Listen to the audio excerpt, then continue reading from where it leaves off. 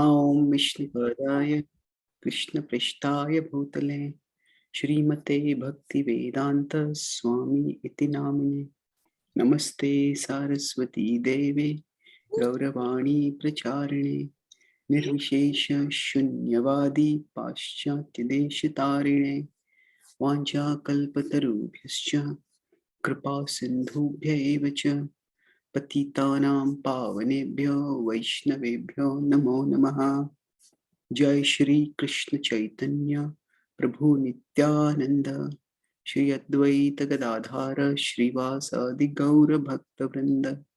Hare Krishna Krishna Krishna Hare Hare, Hare Ram Ram Ram Hare Hare. Hare Krishna. Grateful to be here with all of you today. So actually, what Gaur Kumar Prabhu introduced is only half of the truth. The other half of the truth is that Gaur Kumar Prabhu is a very dear friend of mine. We probably interact with the other more. I probably interact with him more than with anybody else in the world. So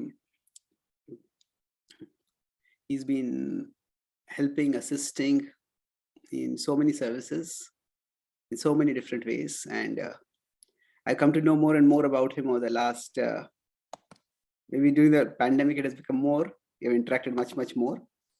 So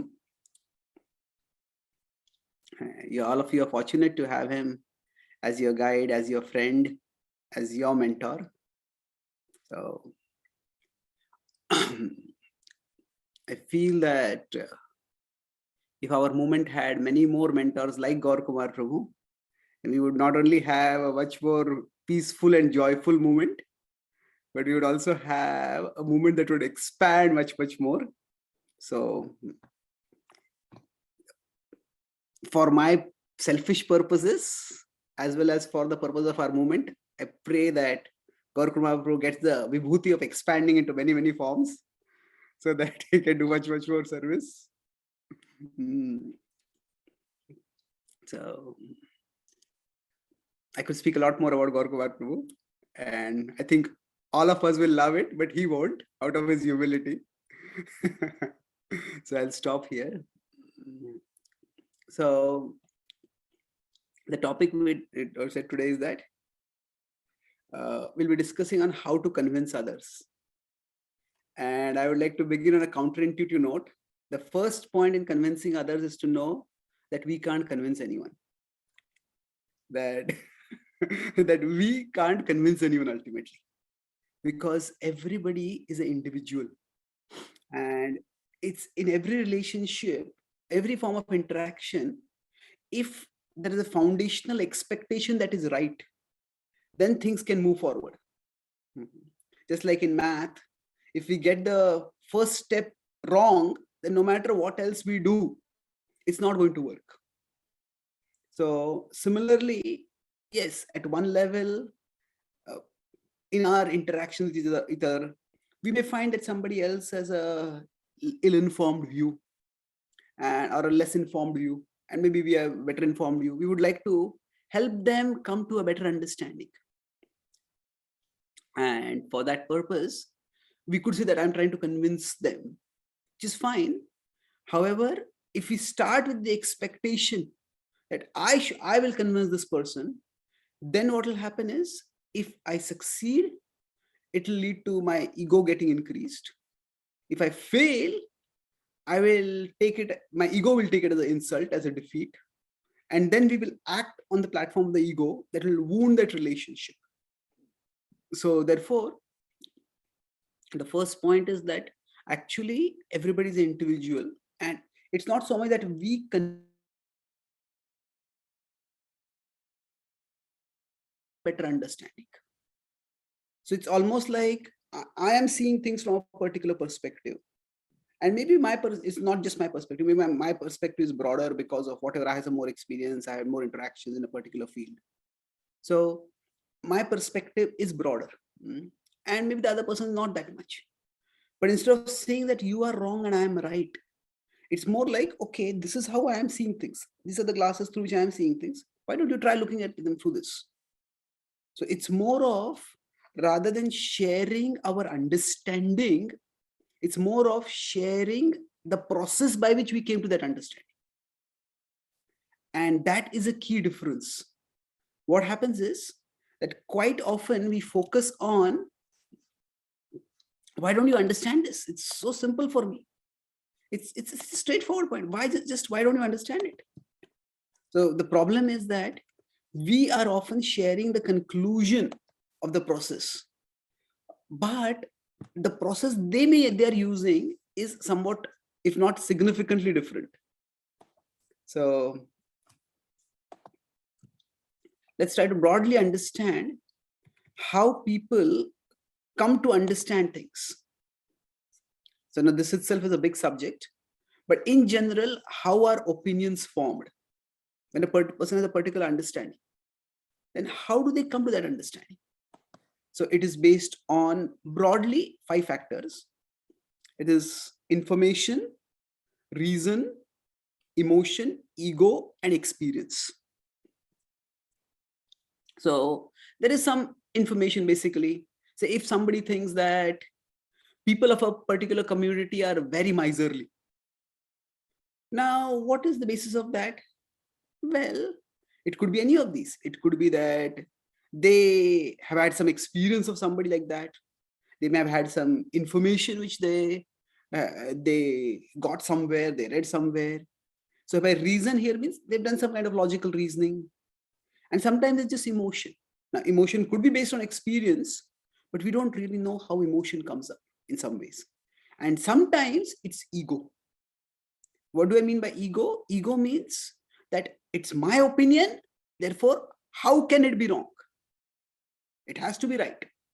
So when it's ego, now it's not only when it is ego, it can also be because of emotion. But broadly speaking, when it's ego, then it is not that the people hold opinions, it is rather the opinions hold people. But especially when it is driven by ego, it's not that, okay, I have this opinion, rather this opinion has me. This opinion has me. So when that happens, a person, it's very difficult to change their mind. So I am also currently writing a book on a Subhashita. Subhashita, as Bhashita means said, Su means well or good. So Subhashita is something that is well said. So let's look at a Subhashita over here. So Agyaha Sukham Aradhya Sukhtaram Aradhyate Visheshagyaha Jnana Lava Durvidagdham Brahmapitam Naram Na Ranjayati. So Aradhya, normally we may have heard the word Aradhya in terms of worship. But here Aradhya means understanding, convincing, accepting. So Agyaha Sukham Aradhya. If a person is ignorant, it is easy to persuade them. Sukham, not very difficult. Sukhataram Aradhyate Visheshagyaha. If a person is not, there's a play of words over here, Agyaha and Visheshagyaha. So Visheshagyaha means that person actually has knowledge. It's not Agyaha. That person is reasonably well informed. If a person is ignorant, we can convince them. If a person is knowledgeable, then actually it's easier to convince them. But Jnana Lava Durvidagdham, that Jnana Lava, as we may have heard the word in Lava Matra Sadhu Sangha, even a little bit association of a saintly person can be transformational for our life. So Jnana Lava means a very little bit of knowledge. Durvidagdham. So Durvidagdham, actually Dagdha means to burn. So Durvidagdham here means half burnt or half baked. It's like somebody whose opinion is half baked based on a fragment of knowledge. So for such a person, what happens? Brahmapitam naram naranjayati. That ranjayati is to persuade. Even a person as wise as Brahmaji will not be able to persuade such a person. So the ignorant can be persuaded easily. The wise can be persuaded even more easily. But there is a word, you can call it know-it-alls. Know-it-alls can never be persuaded. So know-it-alls are people who are so arrogantly filled with their own understanding that they just don't think they have anything to learn from anyone else. So in general, when we are interacting with people, now we don't want to condemn somebody as a Gyana Lavadurvidagdam, that a person is, you just have a half-baked opinion. But there are some people who are like that. So such people, it's best to keep a distance from them. So now why might this happen? Jnana lava durvidagdham. How might this happen? That actually Jiva Goswami in his Sandarbhas also uses exactly the same word. And do not understand. We are losing you. Like we lost a little bit, like for maybe 5 seconds. Oh really? Is it better now? It's back or not? It's back now. Yeah. Okay, good. So thank you. So Jiva Goswami says that those who do not accept, they study Shastra, but they do not understand or accept the conclusion of bhakti, they are, for them also uses the word Jnana Lava Durvidagdam, that they are also burnt. So in here it's interesting that they are burnt by scriptural knowledge. So it's interesting, the metaphor of fire. See, fire can illumine or fire can burn. So fire can give light to us. If we are on a particular path, it can show us the way ahead. And in one sense, nowadays we have flashlights and street lights. They're also a form of fire. So fire can show us the light, but fire can actually burn us also. So now, sometimes people, their intelligence, instead of becoming illumined by their knowledge, their intelligence becomes burned by their knowledge. What do you mean by intelligence getting burned by the knowledge? That means their intelligence starts functioning in a partial way. So for example, if I go back to this is from the Niti Shataka of Bhartrhari. So if we go back to this point now, what I mentioned about information, reason, emotion, ego, experience. Now, all these are parts of who we are. So broadly speaking, we could say that we exist as spiritual beings. So information is, we could say, largely pratyaksha praman. We perceive with our senses. Then reason means, refers to reasoning ability, that is done largely by a subtle body. So we could say reason is what is supposed to be done primarily by the mind, by the intelligence, and emotion is what is associated with the mind. And so we feel a particular way about certain things, and sometimes we just can't explain why we feel a particular way. Like some people, we meet them, and in the first meeting itself, we get some vibes. No, I don't like this person. Now we may not say it directly to them. We may just say it only to our close friends. Somehow, I can't figure out, but I just don't like this person. Now, sometimes it could be based on some gut feeling, which may be true, but it's a little difficult to analyze emotions in a very precise way. So we all have certain emotions. Now, emotions can be right, they can be wrong.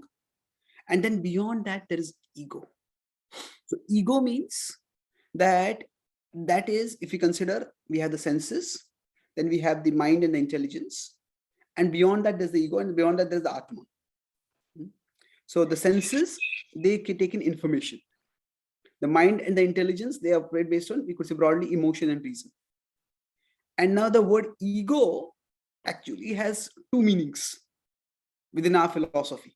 If we consider, ego means the part of our subtle body which links the soul with the rest of our body. So it is an element, it is a thing in itself. That's the ego. But also ego refers to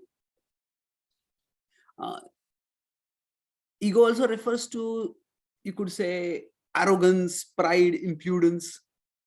So in one sense, we can say everyone has an ego, but some people have a very big ego.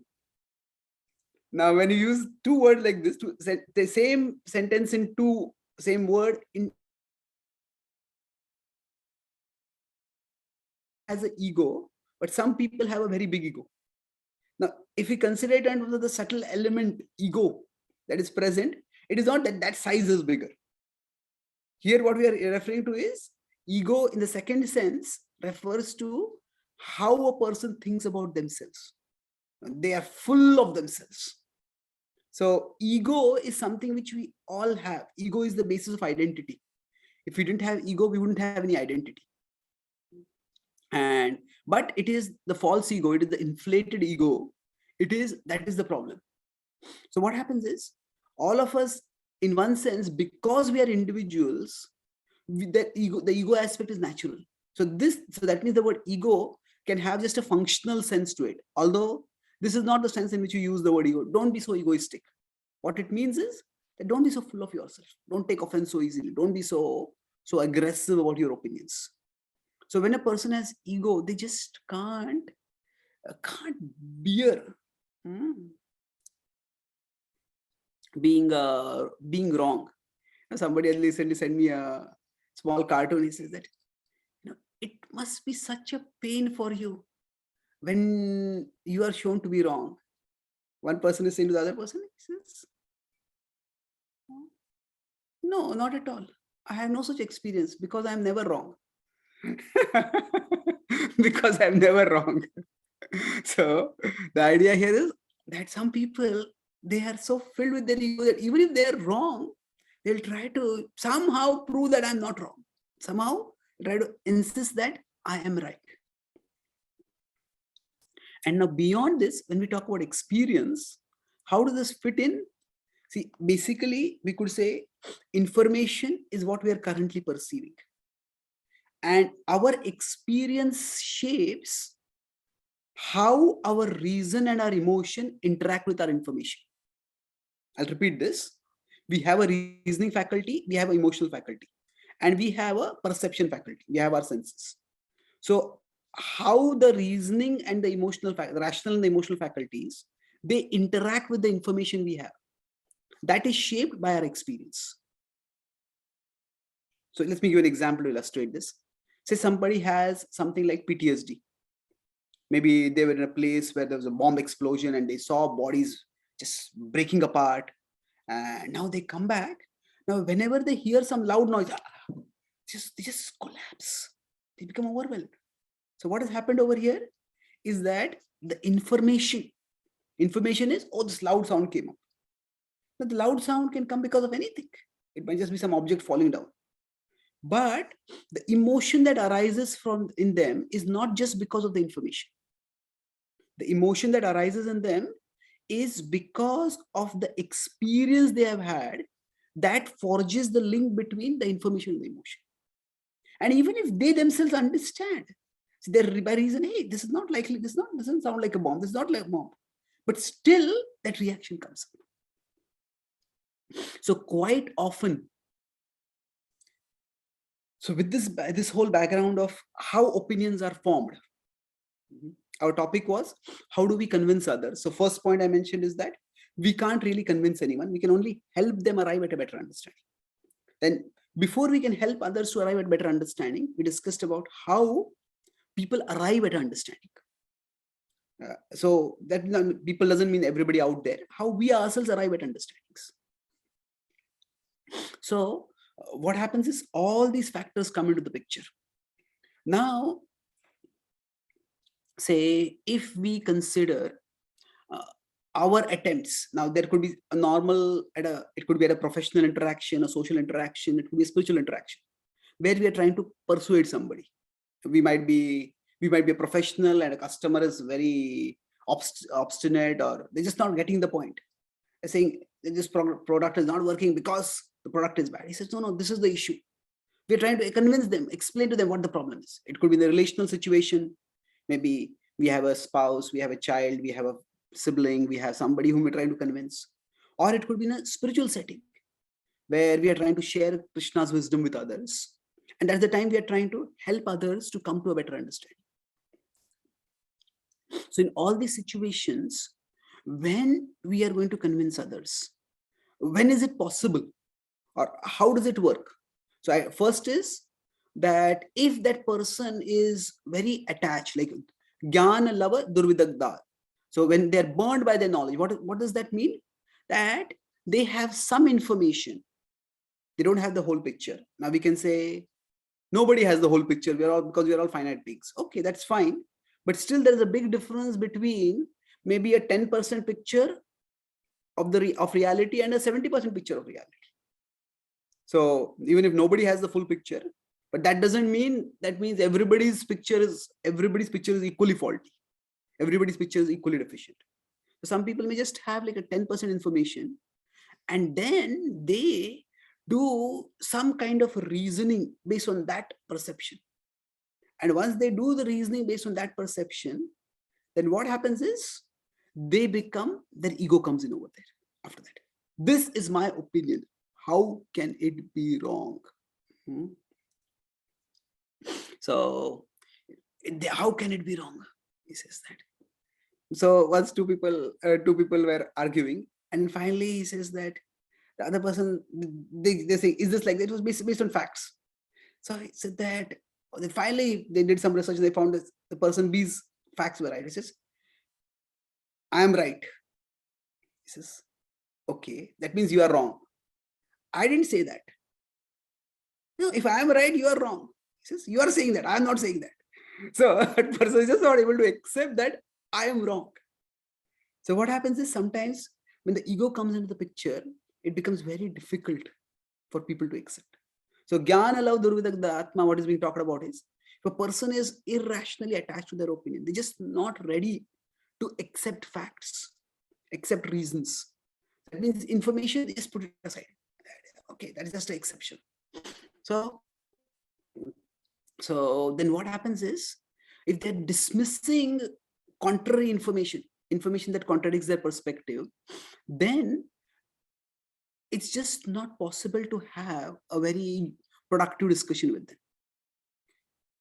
What happens for most of us is, even in science, it is said, it's in a lighter tone, not always true, but the idea is that the facts, we like them, we call them theories. The theories we don't like, the theories we like, we call them facts. The facts we don't like, we call them theories. So the idea is that we give greater credence to anything that reinforces our previous ideas. And this is not always due to ego. So this is an important point, that if, say, I hear two facts, say if I have had a good relationship with someone, and I think that person is a good person, and then a person A comes and tells me, this is a very bad person, and this particular thing happened and A did like this, and then that B comes in and he says, oh, actually that's not how it happened, it's happened like this, and this is a good person. So now it's, in general, if we have had positive interaction with the person, we would want to believe B, not A. And this itself is not wrong, because in general, for us, we need a certain level of stability for functioning. So we need a certain level of stability for functioning. So stability is in terms of our conception of reality. So if each of us has a map, inner map by which we perceive things in the world, and we acknowledge sometimes that map can be wrong, but if we were constantly questioning that map, we would never get anywhere. So in general, the tendency will be, if I find some facts which contradict my current understanding, I will try to find faults with those facts. And that's okay.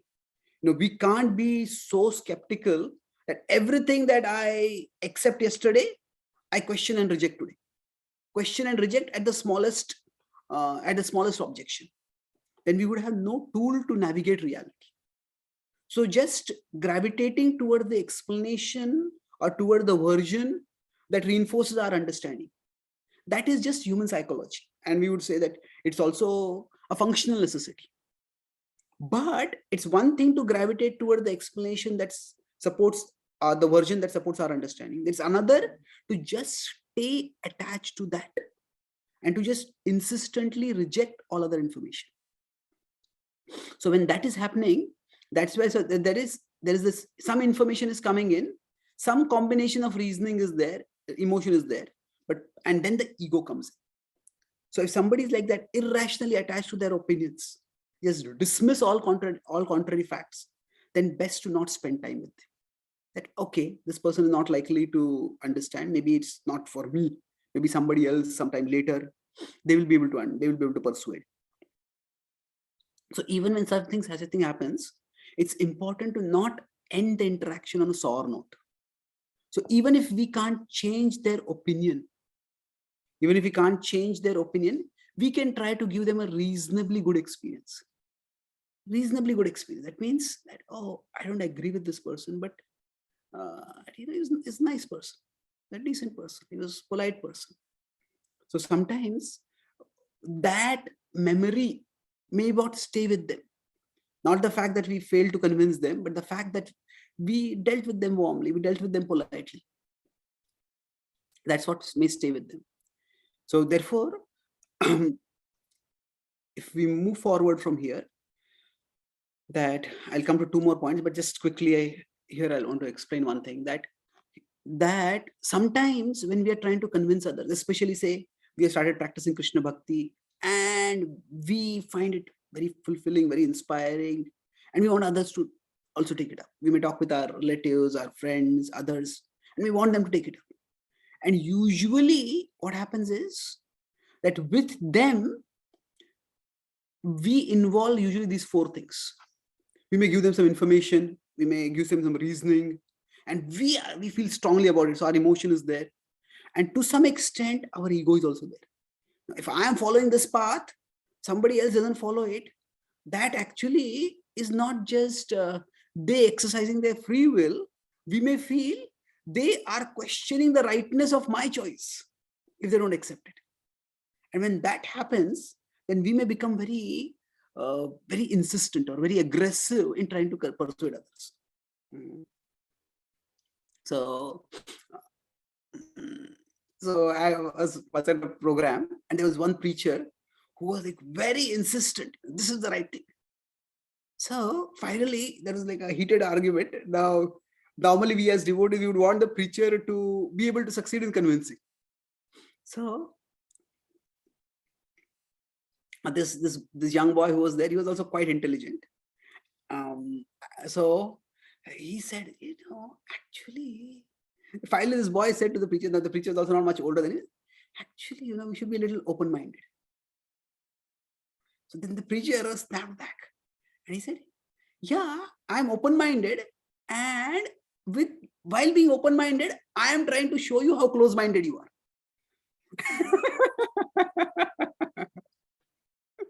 So now, even if the person is being close-minded, that is not the way to function. So what happens is, for all of us, if we look at ourselves, was it only information or reason that convinced us when we started practicing bhakti? In many ways, it was experience. It was experience. Maybe we came to a temple, maybe we associate with devotees, and we had some warm, uplifting, inspiring experiences. Now, experience may not be the only thing, but it is a significant thing. When we read Srila Prabhupada's books, we often find information, we get the information, we get some new reasoning. Oh, this kind of argument, I never thought of this. It's a good argument. And all that is important, no doubt. But if we interact with many of Srila Prabhupada's disciples, and we especially hear their memories, now how many of them say that, oh, Prabhupada made such a knockout argument that I was attracted to bhakti. I became convinced. Well, that is, maybe there are a few, but there are very few. For most of them, it was Prabhupada's spiritual purity, his warmth, his personal interactions. So that's what attracts. We are trying to convince others. We function primarily based on the basis of information and reason. And we neglect the aspect of experience. That what kind of experience am I giving to this person? That in the overall interaction, how am I making this person feel? I'm making them feel valued, accepted, respected. If we are doing that, then people will appreciate. So Prabhupada says in a letter that he's especially writing this to one of his disciples who was doing college outreach. He said, these college students, they may be a little puffed up, but he says they have a right to be, because they are getting high education. And he says, we should learn the art of presenting Krishna consciousness to such people. It says, there he says, appreciating different points of view. By appreciating different points of view, by being tolerant, we can actually attract educated, intelligent people to Krishna. So appreciating different points of view. What does it mean? You may say, no, there are no different points of view. There's only Krishna's point of view. That's all absolute. That's all we have to accept. Well, not exactly. If you're saying accept Krishna's point of view, do we ourselves know what is Krishna's point of view? Krishna's point of view can also be so broad. We may have one aspect of Krishna's point of view. So the idea is, information is important, reason is important, no doubt about these things. But what kind of experience we are offering people, that is very important. So a few months ago, I'll conclude with two main points after this. Maybe not a few months ago, a couple of years ago, before the pandemic started, we were leading a group of American young people who had come to India on a tour of India. And when they were brought to India, they didn't even know that this was a tour organized by ISKCON. So when they came to know about ISKCON, and then they started reading more about ISKCON. They read about Prabhupada. And then a couple of them, they read some things about some of Prabhupada's statements, which can sometimes seem a little objectionable, his statements about particular communities. And two of them got very upset by that. Now, we tried to explain things to them, and okay, they accepted as much as they could. But then eventually, we were in Vrindavan, we were in Rishikesh, and then we came to Mumbai to Radha Gopinath temple. And then they came to the Govardhan Eco Village. Then there was the flower festival over Pushpabhishek. And they all participated in that. And then after that, we talked with them and they said that, oh, all my doubts are resolved. I said, what happened? So they said that in the flower festival, we saw how so many different people were all coming together and just sitting down and making the petals, and they were all equal there. I was stunned to know that there's somebody who's actually a millionaire or a billionaire here is also sitting on the floor. There are people from quite a diverse backgrounds. They were all here. They were all joyfully serving Krishna. I thought that, what this person told me is that I had to reconcile in my mind that this particular teacher, Prabhupada, has inspired this community. So is this the real Prabhupada, or is the Prabhupada who made that particular statement the real Prabhupada?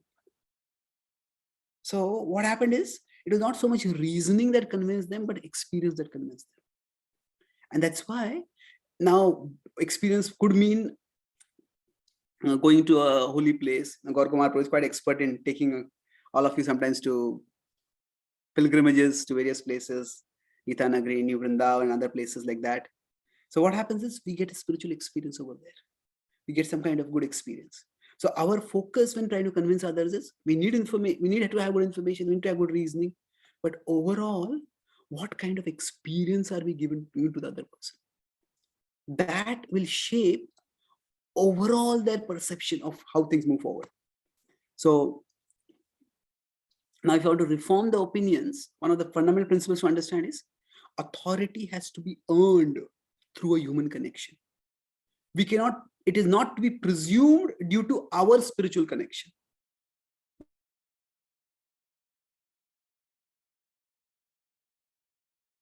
And say, I am connected with Krishna.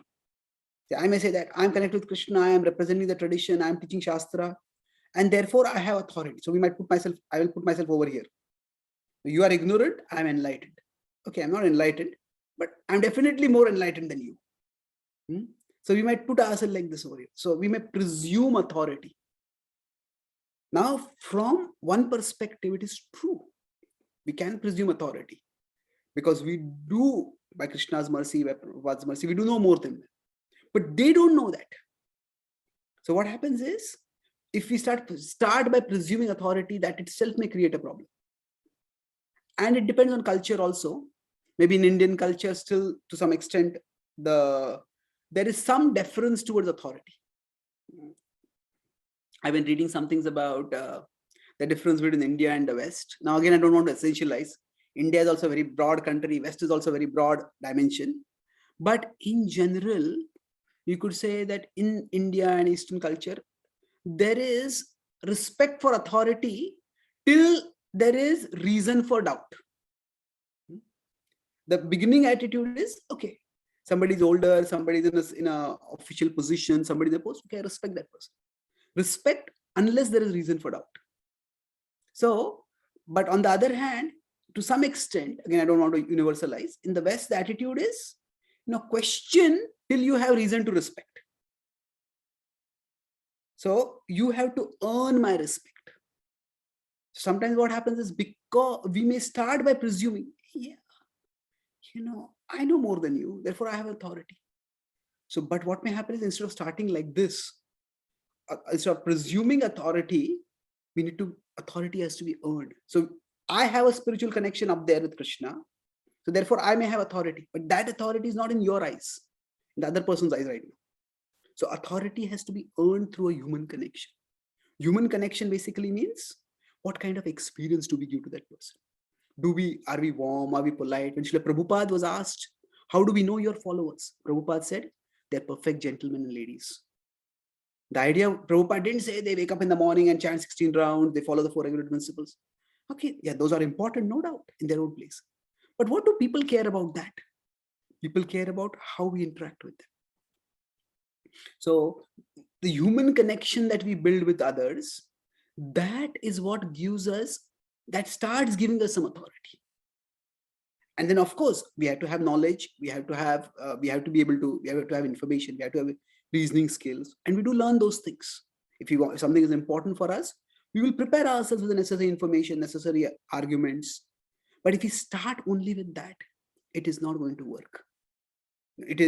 Human connection is extremely important.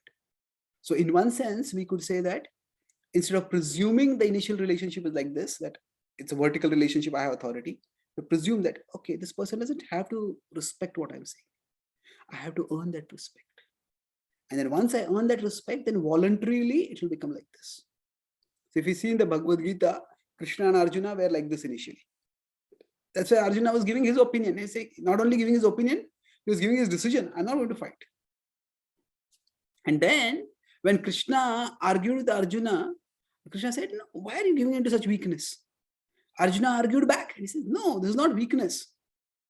This is actually, I'm respecting my elders. Do you think you will fight with your guru, your grandfather? So when it was going on like this,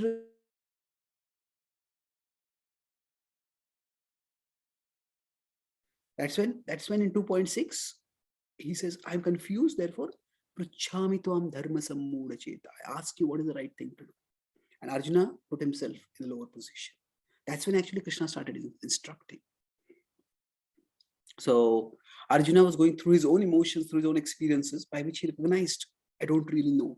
And then he became submissive. So for us, if you have to convince others, it's a you could say this holistic blend of all 5 has to be there. And now when you say holistic blend of all 5, how does the ego come into the picture? Actually, the ego comes into the picture not so much by imposing itself on others, but by not taking over other things. See, if somebody tries to argue with us, somebody tries to refute us, it's natural that we'll feel a little bad about it. But does that alone determine what we feel or what we speak or what we do? So the ego, we cannot, as I said, we cannot get rid of the ego entirely. It's a part of who we are. But we can't let it take over our opinions, our communications. So when it's a holistic blend of all 5 things, when we have information, we have reasoning ability, and we also feel strongly about it. Not so strongly that we become incapable of reasoning, but strongly enough that people see that we care about it. This is important for us. And if you are so impassioned about it, then there must be something special about it. So, and then of course, if we share our experiences, rather than saying that you are ignorant and I'm enlightened, because actually I was in a similar situation like you were, and rather than saying that, if somebody asks a question, they say this is a foolish question. He says, actually, I would also have asked a similar question 10 years ago. What happens is we create a bond with that person. In fact, I had asked a question like this, and this was the answer I got. So if if when we are trying to communicate with others, we have a blend of all of these: information, reason, emotion, ego, and experience. And of course, none of them alone are going to persuade, but all of them together will make a holistic package. And of course, beyond all of this is our devotion, our connection with Krishna. That is presumed. That is that we have scriptural knowledge, we have our devotional connection with Krishna, we have prayerful attitude, then naturally we'll be able to effective. But that is something which we can't immediately change.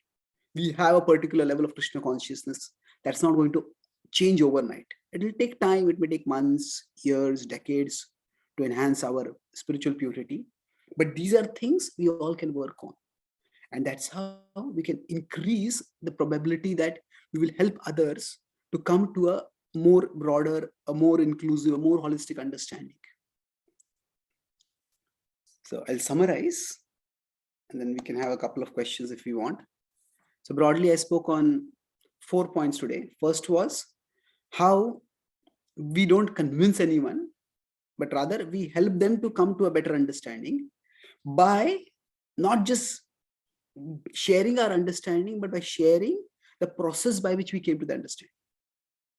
And to understand that process, we discussed how do we look at the Subhashita, where people who are knowledgeable. So people who have no knowledge, okay, they just accept it. Okay, oh, this is your information, this is your reasoning. You feel strongly about it, okay, I accept it. Somebody who has reasoning faculty, somebody who has information, and then if we give them more information, if we give them better reasoning, oh yeah, I'm convinced about it, I accept it. So the ignorant can be convinced, the wise or the knowledgeable can be convinced even more easily. But those who are attached to their own opinions, so Gyan Lava Durvidagdatma, that Brahma Pinaranjati, that those who are attached, when the ego comes into the picture, then it's just almost impossible to convince them. So that was the second point. And the third point we discussed was, when we are trying to convince others, it's not just with information and reason. It is actually experience, because experience, often their past experiences shape how their information and the information they're getting interacts with their reasoning and emotional faculties, rational and emotional faculties. So that's why it is important that we try to help people get good experience. And one part of giving people a good experience is, don't presume authority. We have to earn authority. We presume authority, that means we put ourselves in a superior position. That itself may give people a bad experience. Who do you think you are? But we earn authority by human connection, by being warm, being polite, being kind. And then gradually by that, as authority is earned, there'll be a better chance that we will be able to assist them in coming to a better understanding. Thank you very much. Hare Krishna. Thank you so much, Chaitanya Prabhu. That was like amazing. So there's so many wonderful points that you spoke about. I won't take much time, but if anybody has any questions, please don't hesitate. Please unmute and ask. Thank you.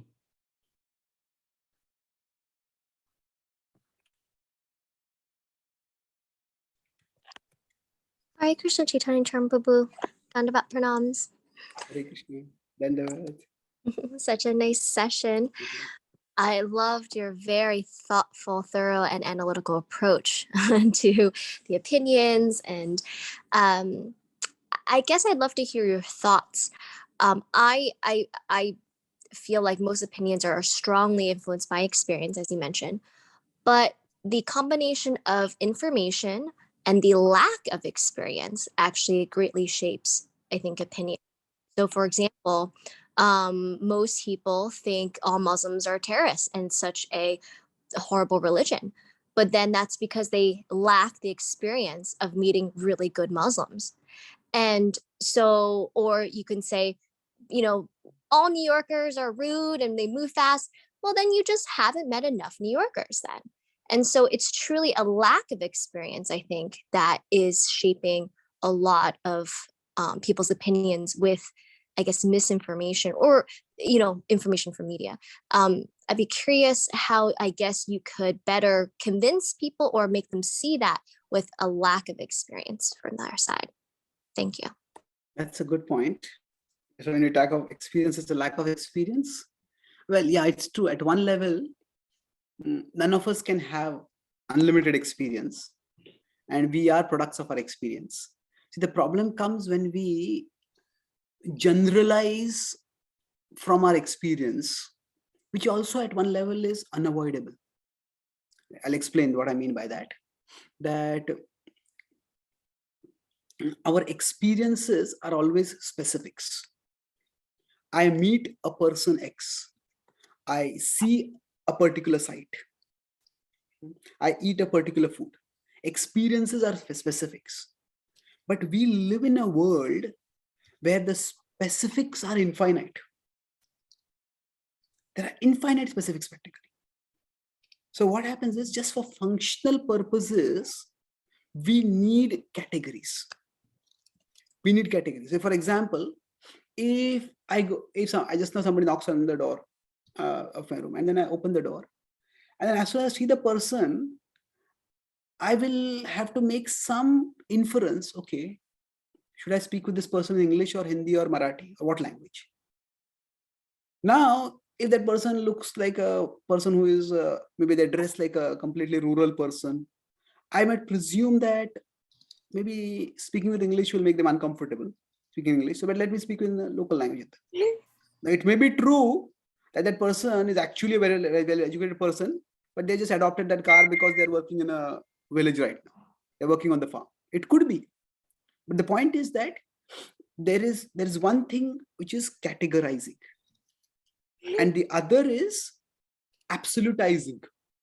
So to generalize from our experiences is just unavoidable.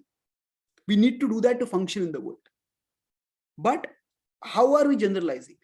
Are we generalizing towards a category, or are we generalizing towards absolute reality? So if, say, people have a particular experience, people feel that, oh, say, as you said, New Yorkers are rude or Muslims are terrorists. Now, they've had some experiences. Now, what do you mean by experiences? Some of them have been scarred by having personal experiences like that, and some of them have read something about it, watched something about it. So my understanding is that if we immediately call them biased or bigoted or narrow-minded, we are actually disrespecting the experiences they have had. I'm not saying the conclusions are right. See, they have had certain experiences. My brother is married into a family who actually immigrated from Pakistan at the time of immigration. So they had 75 people, and they said 47 of them were actually slaughtered in front of our eyes. So a few of them survived and they came back. There were 10 of them actually. So they were killing people and throwing them into a well. So 10 of them themselves jumped into the well, and they had to hide for about 18 hours amid the other corpses. And finally somebody came and pulled them out. So now if I tell them that, oh, Muslims are good people, well, I'm not agreeing that Muslims are bad people. But if they have had that experience, and they've had brutal experience, now I'm not giving this to say that brutalities happened only by Muslims did to Hindus. The brutalities happened from the Hindu side also. But the point is that if somebody is having a very strong particular opinion, we cannot deny their experience. What we can do is that we try to help them get an alternative experience. If we can, then yes, as you said, it's a lack of experience. Well, it's a lack of a broader experience. And as people get broader experiences, things do change. It's like what I have seen is that, say, Indians in India, even now, there is Muslims and Hindus maybe live in somewhat separate communities. They may work together, but it's separate. But I've seen when Indians come abroad, then what happens is they interact with people from various communities, various countries. They say, hey, maybe what I was thinking about the other person is not what the reality is, or at least not the complete reality is. So it's like one of the problems with respect to liberal thought or the leftist thought is that we say, don't be judgmental. And then we are super judgmental about those who are judgmental. Don't be judgmental, don't be biased. But then I become very biased about those who are biased. How can you be so narrow-minded? But am I not being narrow-minded and calling them narrow-minded? So, that means I'm not considering their experience. Okay. So it's, so I think biases or prejudices are complex. It's very easy to label them as bad. And I'm not saying that they are good. Definitely they are unhealthy. They can be very damaging also. But how people come up to those things, it's not just because people are bad. It is because, as you rightly said, they have less experience. They have extrapolated from their experiences. And if they have alternative experiences, many of them will change their opinions. So does it address your question, broadly speaking? Yes, thank you so much. That was incredible. Hare Krishna. Happy to do that. So Vishal Prakash, go ahead.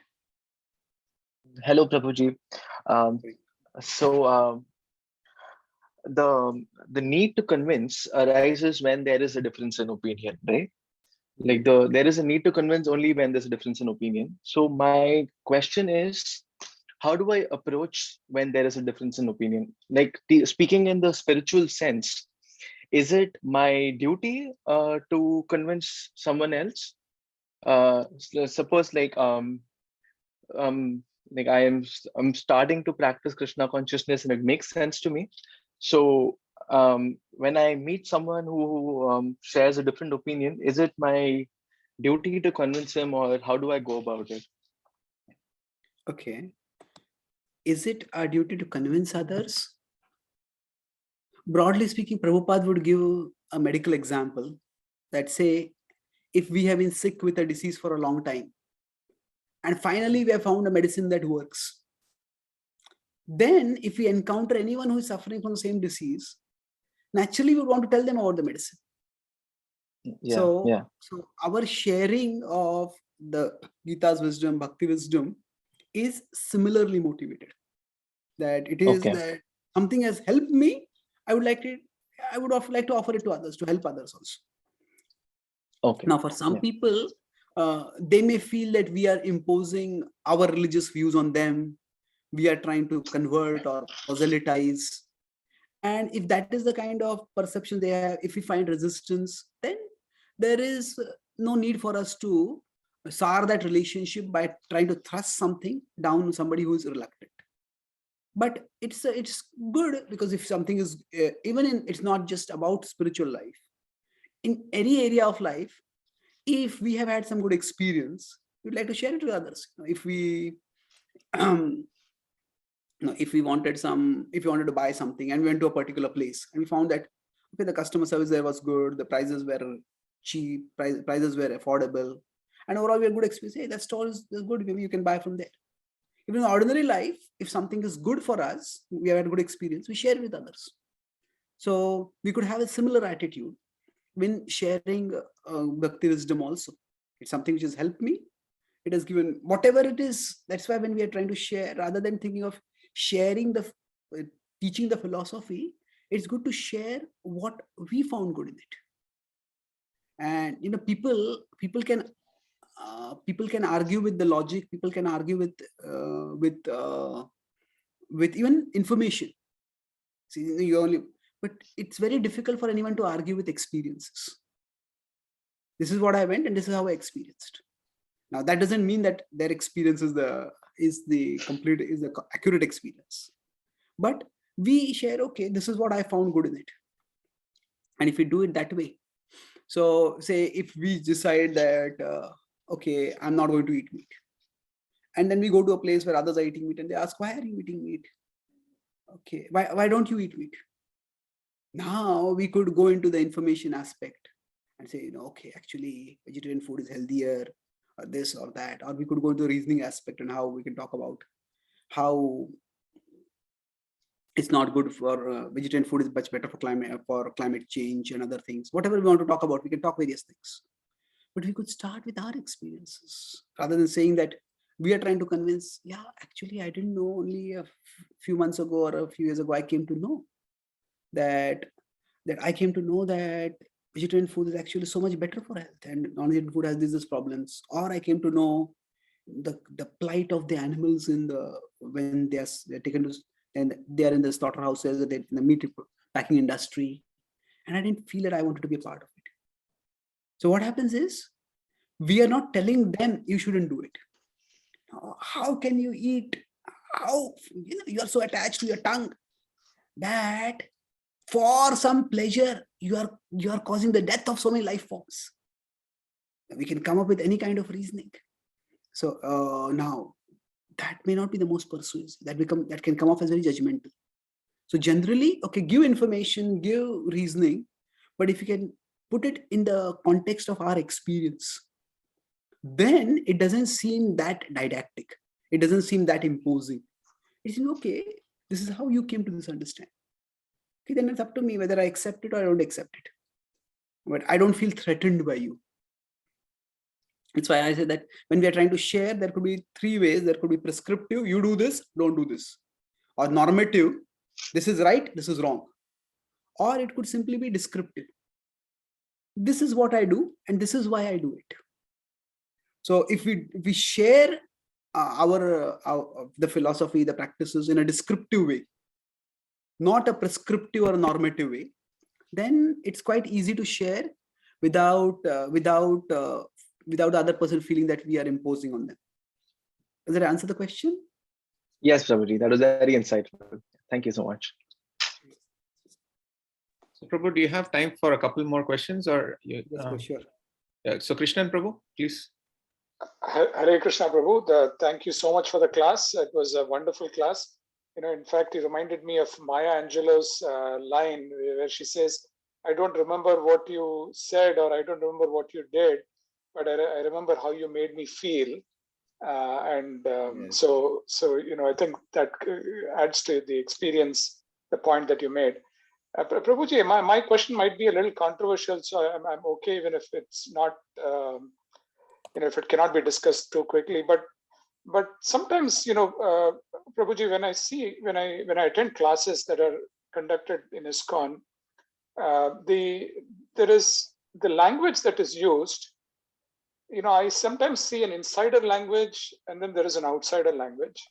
And what I mean by that is there is a certain assumption of certain amount of knowledge while the class is being conducted, which is understandable if it's done in a temple setting or something like that. The specific question that I have for you is the use of a word like devotee or non-devotee. Sometimes I worry, and I don't know if other people take it. I worry that if somebody is new to ISKCON and they hear this term, devotees do this and non-devotees, then they may perceive it as, is this organization considering me a non-devotee? And how will their experience be after they hear a word like that? Is something I just worry about, and I wanted your thoughts on that. Okay. So I thought it was an important question, and I won't say there is an easy answer to this question. Broadly, when we use terms like devotees and non-devotees, isn't it going to alienate people? Because I say new people are coming, they say, are you treating me as a non-devotee? So, so we live today in many ways, which is very different from how previous generations were living. The world has changed maybe in the last 20 years more than it has changed in the last 200 years. In the last 200 years, it has changed more than what it has changed in the past 2000 years. So not only is the things changing, but even the pace of change is changing. It's accelerating. So what happens is that traditionally, there was certain amount of geographical demarcation, which also aligned largely with a certain level of ideological demarcation. You could call it ideological, intellectual, religious, whatever the word we want to use it. So every tradition has its way of referring to outsiders, and there is some amount of negativity in it. So Christians will use the word pagans, Muslims will use the word kafirs. So if you look at it, every tradition has a way to refer to outsiders, and usually that reference has a pejorative connotation. Now, if we take it forward, now we live in a multicultural world where we interact with a broad variety of people, not only digitally, but even physically. We interact with a large number of people. So in some ways, that kind of language itself strikes us as very jarring, even if there were no pejorative connotation to it. So in one sense, you could say the change in human culture has outpaced the change in human vocabulary in some ways, not always, in some ways. So that's why it's not just a problem with it may be more with our organization, with the Krishna consciousness movement to some extent, because in some ways there are significant differentiators, say the values, the practices that devotees follow, they are significantly different from the rest of society. Not only significantly different, we could say sometimes they are radically opposite also. So because of that, to some extent, the difference between insiders and outsiders has been emphasized quite a bit. Now, there's another factor on this is that the way Srila Prabhupada started the movement in the 1960s, that was even more with a very radical difference between insider and outsider. Because to join ISKCON at that time meant simply moving to the temple and leaving all the past everything of one's past life. They would dress differently, they would eat differently, they would interact differently. So many things were completely changed. So the insider-outsider demarcation was very strong, and in one sense that was required for protection, because the mainstream culture was so radically different that for devotees to follow the principles of bhakti, felt that we have to distance ourselves from that culture. So there was some amount of insularity that came in. But now, as we're moving into second and third generations, our movement is mostly comprised of devotees who are not living in the temple. They may stay at various places around the temple. So they are also a part of the world in a significant way. And the world is a significant part of their life also, both ways. So what has happened is, in general, human vocabulary has been left behind by the pace of human technology. But beyond that, within ISKCON, the way we started and the way things have changed. So what has happened is, because of that also, there's a significant change in the movement's demographics. And say if we, in 1970 or 1972 or something, even 1975, it was up to more than 95% devotees would live in the temple. Now it is more than 95% devotees live outside the temple. So the demography has changed substantially, but the vocabulary has not changed. So it will evolve. Sometimes the problem is that there are no easy words for replacing it. So I personally don't like the word non-devotees, but what other word is there? Is it that we can't say normal people? That would imply that we are abnormal people. Well, so I personally I never use the word, say, karmi dress or karmi name. I just say the legal name or civil dress or something like that. The local dress, whatever it is. I prefer those words, but I have personally not yet found a alternative for non-devotees. We could say non-practitioners, but then it immediately raises the question, non-practitioners of what? So non-practitioners seems a little less judgmental for some people, but for others it may just raise more questions. So the way I try to avoid this dilemma is just don't use the word devotees, we. That's the word I use, that, we can do like this, or we may think like this. So why create that dichotomy between devotees and non-devotees? So I think it is something which we are learning, that say Prabhupada used the word cult quite frequently. And in the 1960s, cult, if there are dictionaries online which actually depict what the meanings of words were at what times. So say around 1950, what was the meaning of a particular word? 1900, what was the meaning of a particular word? So that is also depicted. So cult in the 1960s, or even more precisely, in the 1930s, 1920s and 1930s, when Srila Prabhupada learned his English. Srila Prabhupada learned in 1920s. We could say in 1910s. By 1920, he was already working. So at that time, cult simply had a very general meaning. Cult means just a group of people. But now the word cult has a very strong negative connotation. It's a very insular people who are indoctrinated and who are brainwashed, something like that. So now most devotees will not use the word cult even if it is there in Prabhupada's books. So I think similarly other words will also be gradually retired from usage, but some words may take more time. You see, for a cult, we have many alternative words which can easily come in. We are a movement, we are a group, we are an organization, we are a society. But some words, they don't have any substitutes. Then it is, how do we put it? That it is, we use it not because it is good, but because the alternatives are worse. So I think that is how it is currently. Now, Athena is suggesting followers. Yeah, I think followers is a good word. It is somehow ISKCON followers. Well, I don't know whether it's not a commonly used word, follower. At least I have not seen it being used in devotee circles. So then, but how does that help? Do you say non-followers? Our challenge is with the opposite. Non-followers doesn't seem to be a very common usage again. I don't think it's devotees that is a problem. The word devotees is not a problem. It's only when we use non-devotees that is a problem. We say devotees do like this, devotees practice bhakti and whatever we want to say, especially when we start contrasting it.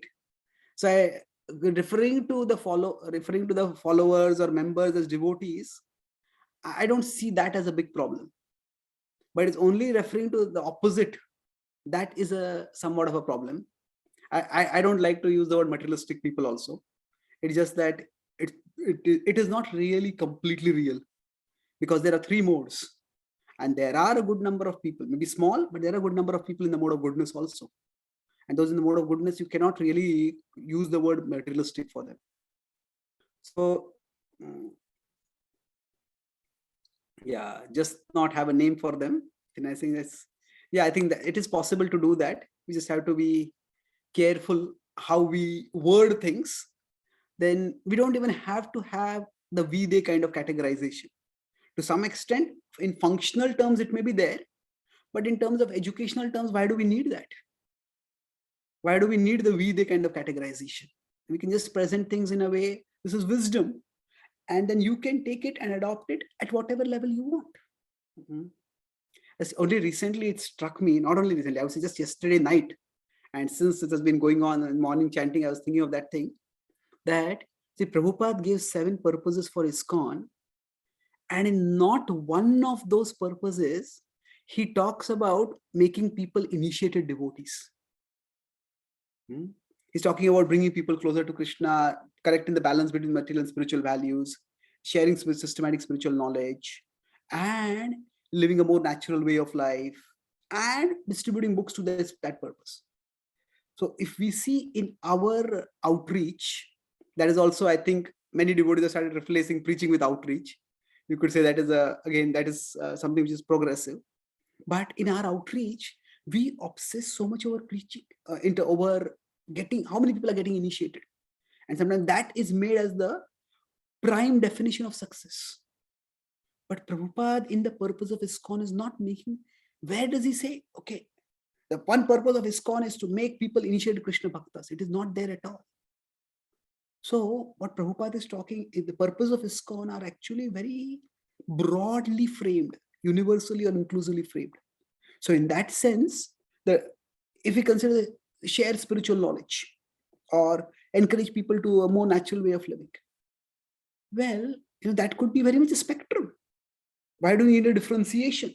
Somebody may be living in a eco-friendly farm community. Somebody may be living in a city, but they maybe they are growing growing some vegetables on their roof or in their lawn. They're also trying to live eco-friendly. They're also living close to nature. So why do we need the differentiation? So if it is possible, yeah, I think it's a challenge, but I think we will gradually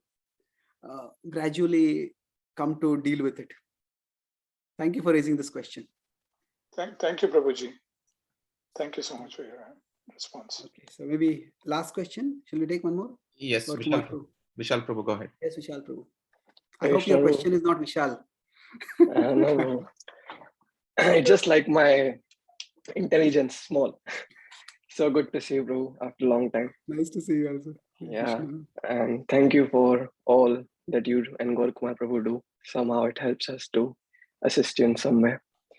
So my question is probably that sometimes to seniors, to elders, like friends or family members, if we want to communicate like how they made us feel, or if we want to give a feedback, then how we can make sure that that we don't place ourselves on a superior position and start criticizing them or be disrespectful. So how can we convey it in a right manner so that they also don't take it on their ego, or they also don't take it with the wrong emotion? Like they can just focus on the experience part rather than the other parts that we discussed today, if that makes sense. Yeah. It's tough.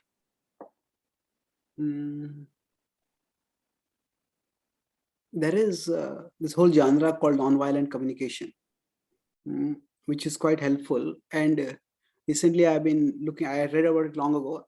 Now, currently I recently gave a series of talks on Bhagavad Gita and self-help. So while preparing for it, I just glanced through many of the self-help books that I've read before I was introduced to Bhakti or a few years. And then I'm trying to look at all of them through the perspective of the Bhagavad Gita, through the perspective of primarily the modes, 3 modes.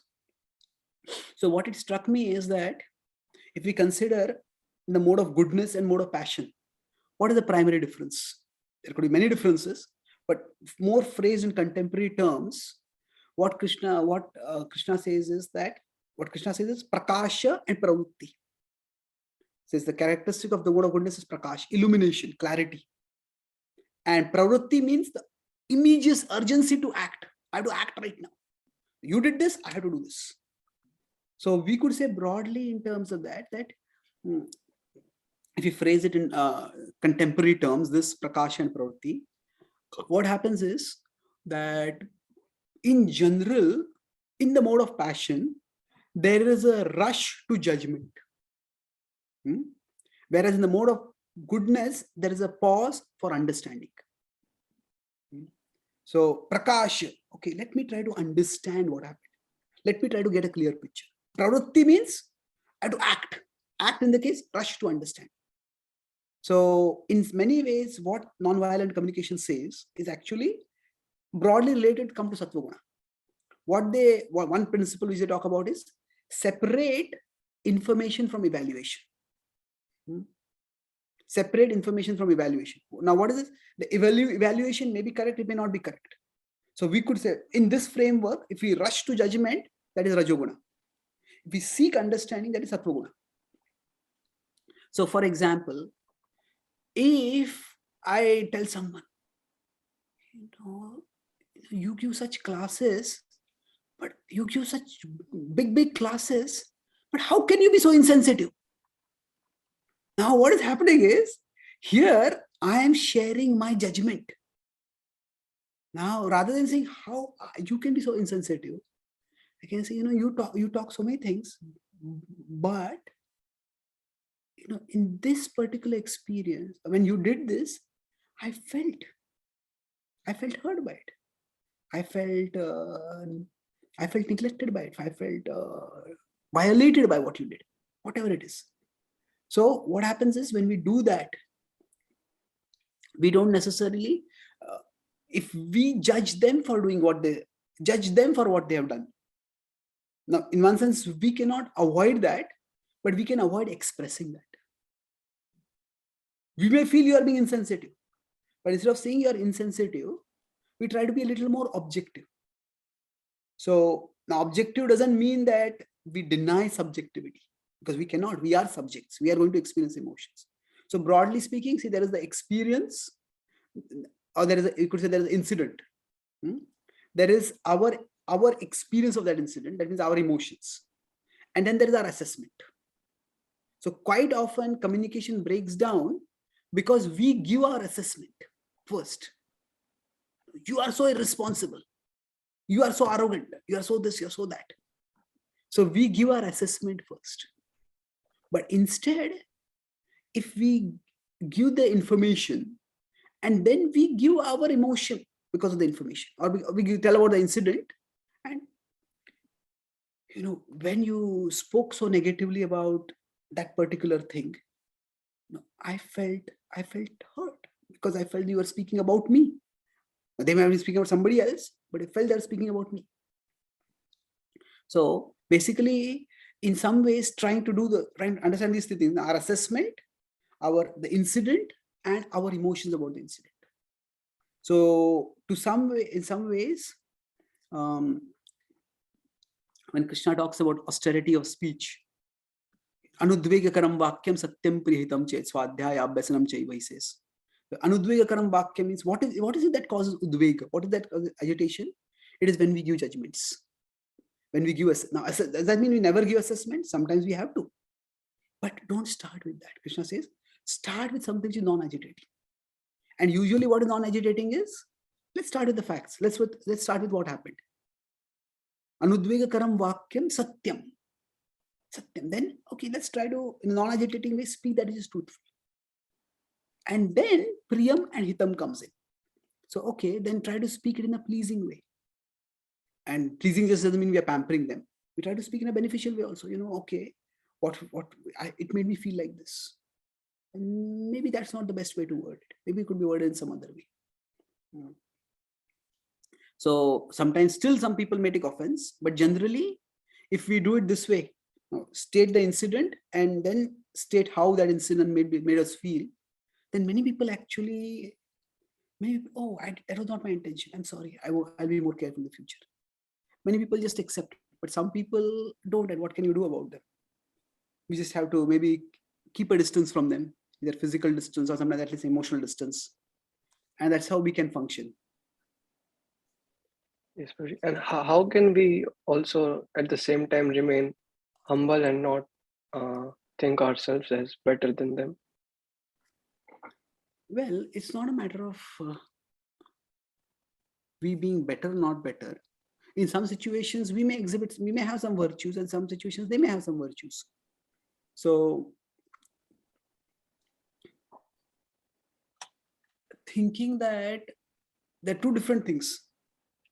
Thinking that we are better than somebody else in a particular field or a particular area, you're a particular virtue. I don't think that itself is a lack of humility. It is when I think I am better than you, and not only I am better than you, therefore I will take a superior position on you. That's when this lack of humility comes in. Now, humility, if you see how Prabhupada defines it, is that to not be anxious to have the satisfaction of being honored by others. It's a complex definition, that when others respect us, others honor us, we feel satisfied. Prabhupada is not even saying don't be satisfied by that, but rather don't be anxious for that. Another way I put it, it's natural when somebody appreciates us, we'll feel good. We are human beings. We all need affirmation. We need valuation. So we feel valued and affirmed when somebody appreciates us. But when that alone becomes our driving motivation, then we go to any lengths to do that, and we go to any lengths to hurt those who don't offer us that. That's when the problem comes in. Another way I put in is humility means to not let your ego come in the way of your purpose. Do not let your ego come in the way of your purpose. Okay, this is what I want to do. And say if say now you all of you are in America. Now when you came to America, maybe during immigration, you had difficulty. Maybe they asked difficult questions. Some of them were arrogant. Some of them were disrespectful. But your purpose was to come to America. You didn't let that come in the way. Don't let your ego come in the way of our purpose. So I don't think humility goes against, you could say, real self-assessment or real assessment of others. If we are better than somebody at something, to maybe we not lord over others with that, but just objectively observing that, I don't think that's in any way contrary to humility. Humility is definitely not meant to be a denial of reality. If Krishna has gifted us with some abilities, if maybe our upbringing or our broader culture or even our practice of bhakti have led us to have some virtues, acknowledging those virtues is not, again, lack of humility. It is only when we start demanding respect from others, and especially when we start getting angry when others don't respect us as per the terms we have expected or we are demanding, that's when I think it's a lack of humility. So that's a different subject in itself. What is humility? But let's broadly understand. This broadly make it clear? Yes, Ravi, totally. Thank you. Thank you.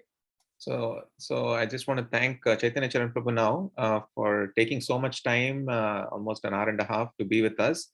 So before we end, people can all unmute and either say thanks or something that they got from this class, just like one phrase or a sentence or something like that before logging off. Thank you. Thank you so much, Chaitanya Charan Prabhu, again, for taking the time to be with us. Hare Krishna. Life-changing as usual, Prabhuji.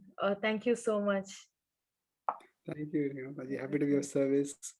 Lekha Nice to see Mataji you. from ISV, ISKCON Silicon Valley. Okay, I think you have been there for one of the courses, no? Yes, Or- yes, Prabhuji. Yes. Yeah, I remember seeing you before. Yeah. Thank you. Hare Krishna. Thank you. Vinay Prabhu. Hare Krishna Prabhuji, you gave like very systematic words to the complicated thoughts and issues that we face like every day. Like, so yeah, and that experience part I really loved. Everything was amazing, but like you helped me put my like the day-to-day problems I face into words like through this class. So, thank you so much. Prabhu. Thank you. Happy to be of service. Vinay Prabhu. Hare Krishna Prabhu. An important thing that I learned was, I learned so many things in the class today, but rush to judgment is Rajoguna and pause to think is Sattva Guna. So that was extremely useful, Prabhu. I'm going to just keep it in my heart forever. Thank you, Prabhu. Thank you. Hare Krishna. Karan Prabhu. Krishna Prabhu. I found the class very enlightening, and what you mentioned in the last, what Prabhupada said about humility. Don't be anxious to feel the satisfaction of being honored by others. That was very helpful. Thank you. Okay, wonderful. Okay. It's very, sometimes humility is, we have so many conceptions of what humility means, and that can lead to problems. Wonderful. Thank you for sharing. Anyone else? If not, yeah. Vrinda Mataji. Hare Krishna Prabhuji. Thank you for the Hare amazing Krishna. class. How are you? I'm good, Prabhuji. How are you? Yes, Krishna. Thank you. Vrinda Mataji has been a big help on the various websites that we are doing, Gita Daily and others, Gita Daily primarily. Thank you for your service. All thanks to Prabhuji. I don't do a lot, but yeah, thank you. So yeah, I really like the part, like when you were just explaining the cult thing, how the meaning of that word changed. Similarly, so many other words are changing. That really shows us, like sometimes when we read something in the books that might come across as very strong or not relatable, but that is because the words were used differently. So I think that is something I'll always keep in mind when I'm reading something. And I also really liked how the experiences actually, shape the other person's view ultimately. So yeah, Prabhuji, thank you for the class again. Hare Krishna. Yeah, thank you. In fact, we are making I'm working with some devotees on a project of, what all words we gradually need to retire. And that's based on many words. For example, rascals. Nowadays, it has a strong pejorative connotation. But during Prabhupada's time, it was just like a affectionate form of reproach. You rascal, stop doing this. Now, today, if you say call somebody a rascal, it's too strong a word to use. So we are working on making a list like that. But what happens is, even with that, there are differences of opinion about which words. With respect to cult, it is almost very strongly, everybody agreed to it. Personally, I don't even like the word preaching very much. I feel very uncomfortable if somebody introduces me as a ISKCON preacher. I'd much rather use the word teacher, or even there is a word which is coming into the vocabulary now. At least in Back to Godhead, we never use the word preaching. We use just sharing Krishna consciousness. But somehow it doesn't sound very good. He's a sharer. Well, it's sharing as a social media connotation, and sharer doesn't sound very, in that sense, appropriate. So we don't have a good equivalent, but teacher is better than preacher in many ways. Yeah. Okay. Thank you. So thank you all so much. So as we do every year, we'll be having the Secret Santa again this year. So Karan Prabhu started that last year. So if you have any desire for any gift, please reach out to Karan Prabhu, and then he will coordinate and take it from there. Is that okay, Karan Prabhu? Putting you on the spot. Yes. Okay. Yeah. So Secret Santa, that's clever. Jai. Hare Krishna. Hare Krishna, bro. Thank you. Prabhupada ki jai. Gaur Bhaktivinoda ki jai. Jai Gaur Premanande. Hari Hari Bol.